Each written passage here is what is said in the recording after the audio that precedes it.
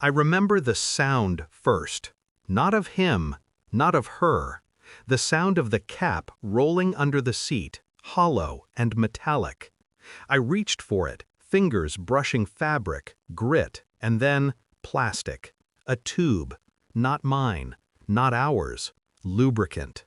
My breath didn't hitch, my pulse didn't climb.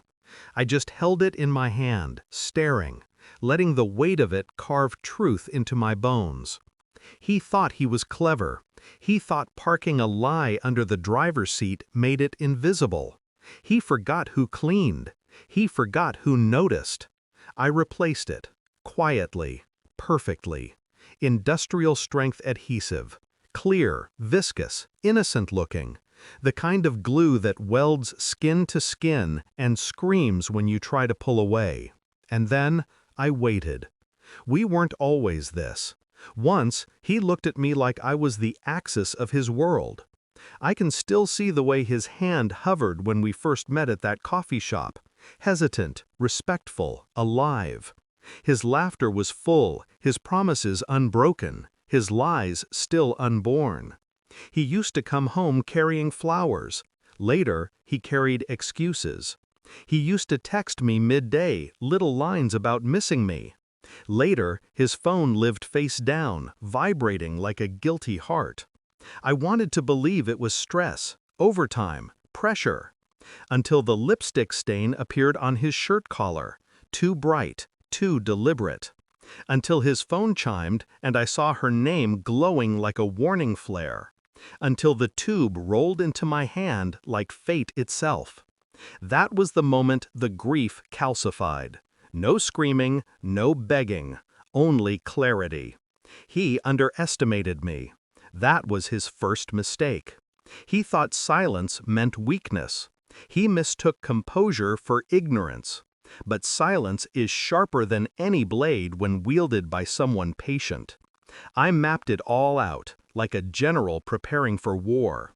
The finances first, new accounts, hidden passwords, quiet transfers. Then the house, duplicate keys, paperwork copied, evidence cataloged. By the time I stood in that car holding the tube, every exit was sealed. I didn't want him gone quickly. I wanted him trapped inside the echo chamber of his own choices. And so I gave him the chance to bury himself. All I had to do was wait for him to reach under his seat. The night it happened, I was at the kitchen table, sipping tea. He had showered, dressed too neatly for a work dinner. His cologne was heavy, as if he was layering it over guilt. He kissed my cheek, a brush of lips that carried no heat, and left. I waited. The clock ticked. When he pulled into the driveway hours later, I heard the door slam, heavy footsteps, a muttered curse. I didn't move. I just listened. The neighbor said later they heard the scream first, a ragged animal sound that tore through the quiet street. Then the thud, then the shouting. He had reached under the seat just as I knew he would. His hand found what he thought was pleasure, and instead it fused to his betrayal. Skin to plastic, flesh to evidence. Every tug ripped more, every pull deepened the damage. He stumbled from the car, clawing at himself, glue binding his skin like punishment. By the time the ambulance lights painted the night, his hand was bleeding, grotesque, stuck fast to the very tube that betrayed him. The neighbors watched. Some gasped, some laughed. They all saw him exposed, naked in shame, bound by his own desire. I stood at the doorway, bathrobe cinched, calm as a saint. At the hospital, they worked for hours, surgery, skin grafts, stitches. I didn't visit. Instead, I filed. Papers I'd been stacking in neat order for months. Divorce, evidence, assets secured in my name. When he finally came home, his hand wrapped in gauze like a grotesque trophy, the world had already shifted. He tried to speak, voice hoarse, apologies bubbling with desperation. I didn't raise mine. I didn't curse. I simply slid the documents across the table, my signature already drying. "Sign," I said. One word, nothing more, and he did, with his good hand shaking.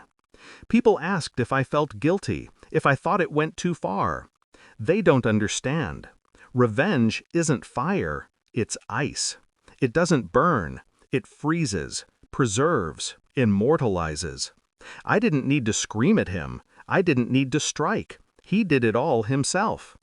I only replaced one thing with another, truth for a lie, punishment for betrayal. He walks the street now with his bandaged hand, eyes lowered, whispers following him. Everyone remembers. No one forgets. And me? I sleep. Deep, unbroken sleep. The kind I hadn't felt in years. The last time I saw him, he tried to catch my gaze. A plea sat in his eyes, swollen with shame, begging for forgiveness I would never grant.